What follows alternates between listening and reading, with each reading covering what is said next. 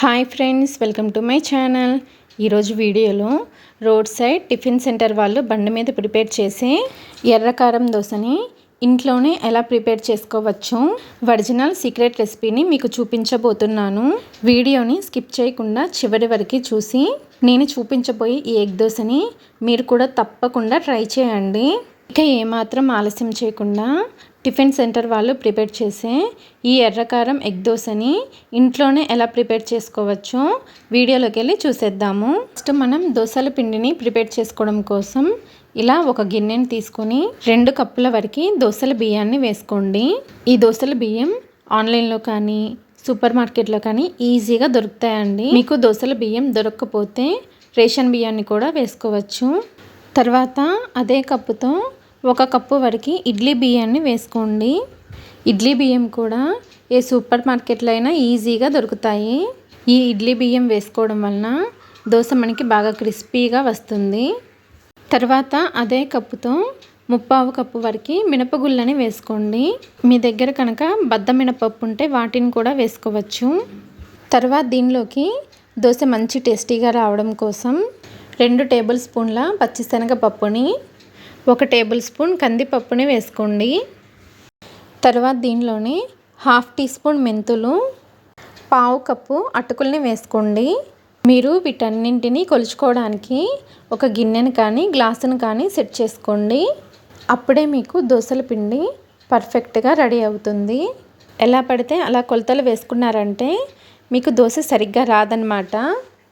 వీటన్నింటినీ కూడా 2-3 సార్లు శుభ్రంగా కడిగేసేసి ఆ నీళ్ళన్నీ కూడా తీసేసి మళ్ళీ నీళ్ళని పోసుకొని బియ్యం పప్పుల్ని 4-5 గంటల సేపు నానబెట్టుకోవాలి. అంతకన్నా ఎక్కువసేపు నానబెట్టకూడదు. ఎక్కువసేపు నానబెట్టారంటే పిండి మరీ మెత్తగా గ్రైండ్ అయిపోయి దోశ మెత్తగా వస్తుంది. 4-5 గంటల సేపు నానబెట్టిన తర్వాత చూపిస్తున్నాను చూసారా, అన్నీ చక్కగా నానిపోయాయి కదా. ఇప్పుడు వీటిని మిక్సీ జార్లో అయినా గ్రైండ్ చేసుకోవచ్చు, గ్రైండర్లో అయినా గ్రైండ్ చేసుకోవచ్చు. నేనైతే గ్రైండర్లో గ్రైండ్ చేసుకుంటున్నాను. గ్రైండర్లో తగినన్ని నీళ్లు పోసుకొని పప్పుల్ని వేసుకొని పిండిని కొంచెం బరకగా గ్రైండ్ చేసుకోండి. దీన్ని గ్రైండర్లో గ్రైండ్ చేసుకున్న తర్వాత చూపిస్తున్నాను చూసారా, ఇలా బరకగా గ్రైండ్ చేసుకున్నారంటే దోశ క్రిస్పీగా వస్తుందన్నమాట. పిండిని కనుక మరీ మెత్తగా పేస్ట్ లాగా గ్రైండ్ చేసుకున్నారంటే దోశ మెత్తగా వస్తుంది. ఇలా గ్రైండ్ చేసుకున్న పిండిని ఒక గిన్నెలోకి తీసుకొని చేతితో పిండిని 2 నిమిషాలు బాగా కలుపుకోండి. ఇలా కలుపుకోవడం వలన పిండి చక్కగా ఫర్మెంట్ అవుతుంది. స్పూన్తో కన్నా చేతితో కలుపుకుంటేనే పిండి చక్కగా పులుస్తుంది.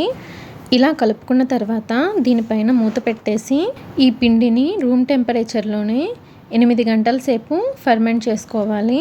పిండిని గ్రైండ్ చేసిన వెంటనే ఫ్రిడ్జ్లో పెట్టారంటే పిండి పులవదండి. అందుకని రూమ్ టెంపరేచర్లోనే పిండిని పులియనివ్వాలి. 8 గంటల తర్వాత పిండిని మీకు చూపిస్తున్నాను చూసారా, పిండి చక్కగా పొంగి పులుసుంటుంది. ఇప్పుడు ఈ పిండిని ఒకసారి బాగా కలుపుకొని పిండిలో రుచికి సరిపడా ఉప్పు వేసుకొని బాగా కలుపుకోండి. అవసరం అనిపిస్తే కొద్దిగా నీళ్ళని కూడా వేసుకొని పిండిని బాగా కలుపుకోండి. పిండిని బాగా కలిపిన తర్వాత పిండి కన్సిస్టెన్సీ చూపిస్తున్నాను చూసారు కదా, ఈ విధంగా ఉండాలి. మరీ చిక్కగా మరీ పల్చగా కాకుండా ఇలా మీడియంగా ఉండేటట్లు పిండిని రెడీ చేసుకోండి. మనకి దోశల పిండి అయితే రెడీ అయిపోయింది. ఈ పిండిని పక్కన పెట్టి మనకి బండి మీద ప్రిపేర్ చేసే స్పెషల్ ఎర్రకారాన్ని ఎలా ప్రిపేర్ చేసుకోవాలో చూపిస్తాను. ఈ కారం కొంచెం డిఫరెంట్గా ఉంటుందండి. కడప ఎర్రకారం స్టైల్లో కాకుండా కొంచెం డిఫరెంట్గా ప్రిపేర్ చేసుకుంటాము. ఈ కారం కోసమని ఒక గిన్నెని తీసుకొని దానిలోకి 8 నుండి 10 ఎండుమిరపకాయలని వేసుకోండి. వేడి నీళ్ళని పోసుకొని ఒక 10 నిమిషాల పాటు నానబెట్టుకోండి. 10 నిమిషాల తర్వాత ఎండుమిర్చి చక్కగా నానిపోయి ఉంటాయి. ఇప్పుడు వీటిని మిక్సీ జార్లోకి తీసుకొని తర్వాత దీనిలోకి మీడియం సైజులో ఉన్న 2 ఉల్లిపాయలని వేసుకొని తర్వాత దీనిలోనే 4 నుండి 5 పొట్టు తీసేసిన వెల్లుల్లి రెబ్బలు, అలాగే దీనిలోనే ఒక పెద్ద టమాటాని ఇలా ముక్కలుగా కట్ చేసి వేసుకోండి. మామూలుగా అయితే కడప ఎర్రకారంలో టమాటా వేయరు కదా, కానీ ఈ ఎర్రకారంలో అయితే టమాటా వేస్తారండి. ఇదే స్పెషల్. టేస్ట్ అయితే చాలా బాగుంటుంది. తర్వాత దీనిలోకి 1 టీ స్పూన్ జీలకర్ర, రుచికి తగినంత ఉప్పును కూడా వేసుకొని ఈ ఎర్రకారాన్ని బాగా మెత్తగా గ్రైండ్ చేసుకోవాలి. మీరు ఎంత మెత్తగా గ్రైండ్ చేసుకుంటే మనకి ఎండుమిర్చి అంత మెత్తగా నలిగి ఈ ఎర్ర చట్నీ మంచి రంగులో వస్తుంది.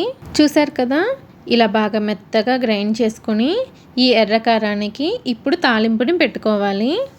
ఇప్పుడు తాలింపు కోసమని స్టవ్ పైన ప్యాన్ పెట్టి 1 స్పూన్ వరకు ఆయిల్ని వేసుకొని వేడి చేసుకోండి. ఆయిల్ వేడైన తర్వాత 1 టీ స్పూన్ ఆవాలు వేసుకొని ఆవాలు చిటపట్లాడే వరకు లో ఫ్లేమ్లోనే వేయించుకోవాలి. ఆవాలు చిటపట్లాడేటప్పుడు 1 రెమ్మ వరకు కరివేపాకు వేసుకొని కరివేపాకు క్రిస్పీగా అయ్యేంతవరకు వేయించుకోవాలి. తాలింపు చక్కగా ఇలా వేగిన తర్వాత మనం ముందుగా గ్రైండ్ చేసుకున్న ఈ ఎర్రకారాన్ని ఈ తాలింపులో వేసేసుకొని ఎర్రకారాన్ని కలుపుకుంటూ లో టు మీడియం ఫ్లేమ్లో ఆయిల్ సపరేట్ అయ్యేంత వరకు వేయించుకోవాలి. ఎర్రకారాన్ని ఇలా ఉడికించుకున్నారంటే నెల రోజుల పాటు నిల్వ కూడా ఉంటుంది.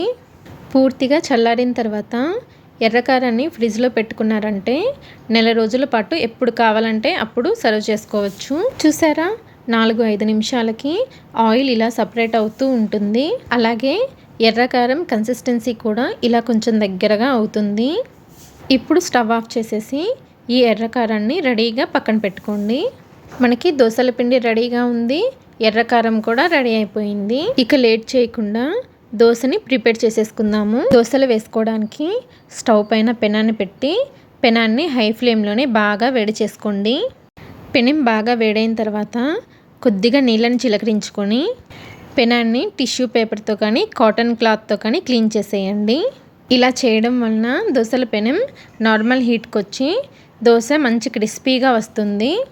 ప్యాన్ని ఇలా క్లీన్ చేసిన తర్వాత మంటని లో ఫ్లేమ్లో పెట్టుకొని మనం ప్రిపేర్ చేసిన ఈ దోశల పిండిని ప్యాన్ పైన 1 నుండి 1.5 గరిటెల వరకు వేసుకొని వీలైనంత పలచగా దోశని స్ప్రెడ్ చేసుకోండి.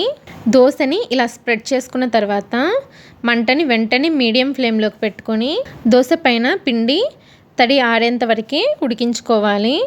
దోశ పైన తడి అంతా ఆరిపోయిన తర్వాత మనం ప్రిపేర్ చేసిన ఈ స్పెషల్ ఎర్రకారాన్ని 1 టేబుల్ స్పూన్ వరకు వేసుకోండి. 1 లేదా 2 కోడిగుడ్లని ఇలా పగలకొట్టి వేసేసుకోండి. ఎర్రకారాన్ని స్పూన్తో కలుపుకుంటూ దోశ అంతా ఈవెన్గా స్ప్రెడ్ చేసుకోండి. ఎర్రకారాన్ని ఇలా స్ప్రెడ్ చేసుకున్న తర్వాత దోశ పైన 1 స్పూన్ వరకు నూనె కానీ నెయ్యిని కానీ వేసుకోండి. తర్వాత దోశని మీడియం ఫ్లేమ్లోనే కాల్చుకోవాలి. దోశ ఒకవైపు కాలిన తర్వాత నిదానంగా రెండో వైపుకు కూడా తిప్పుకొని దోశని కాల్చుకోవాలి. దోశని రెండో వైపు తిప్పిన తర్వాత ఎక్కువసేపు ఫ్రై చేసుకోకండి. దోశని కనుక రెండో వైపు ఎక్కువసేపు ఫ్రై చేసుకున్నారంటే ఎగ్లో ఉన్న మాయిశ్చర్ అంతా పోయి దోశ ఎండిపోయినట్లు వస్తుంది. రెండో వైపు ఒక 30 సెకండ్లు కాల్చుకొని దోశని ప్లేట్లోకి తీసేసుకోండి. ఇదే విధంగా మీకు ఎన్ని దోశలు కావాలంటే అన్ని దోశల్ని వేసేసుకోవచ్చు. అయితే ప్రతిసారి కూడా దోశ వేసుకునే ముందు దోశల పెనం మీద నీళ్ళని చిలకరించుకొని పెనాన్ని క్లీన్ చేసిన తర్వాత మాత్రమే దోశను వేసుకోండి. అప్పుడే మీకు దోశలన్నీ కూడా పర్ఫెక్ట్గా వస్తాయి.